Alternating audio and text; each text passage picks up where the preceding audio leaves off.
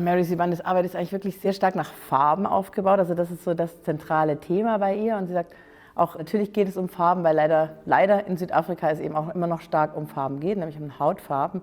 Und daher kommt eigentlich auch ihre Inspiration, auch ihre Motivation, und die Narration entwickelt sich auch eben da gerade aus der Geschichte der Apartheid, wo ihre Vorfahrinnen, ihre Großmutter, Urgroßmutter eben alle als Hausmädchen gearbeitet haben. Und so ist ihre erste Farbe eben das Blau der Hausmädchenuniform.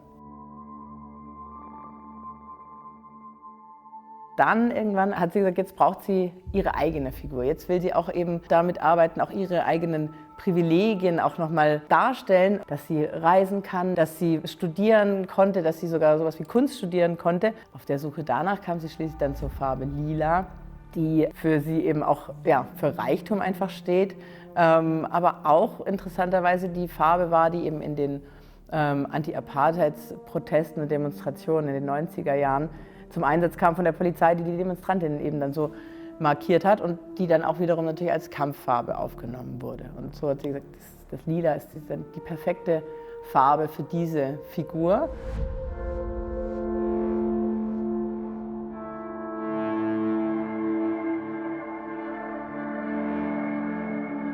Und schließlich das bisher letzte Kapitel, was sozusagen in unserer Ausstellung eigentlich auch, oder mit unserer Ausstellung auch endet, ist das Rot. Und Rot eben als Farbe eigentlich der Wut, der berechtigten Wut über nach wie vor bestehende Ungerechtigkeiten.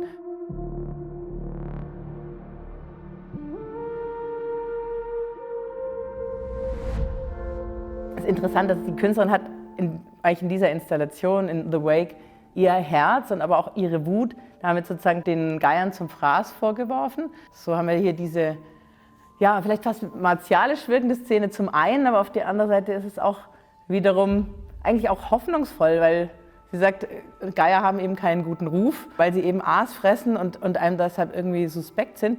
Aber natürlich braucht es überall auch Figuren, Menschen, Tiere, die auch aufräumen und die auch vielleicht erstmal unangenehme Aufgaben übernehmen.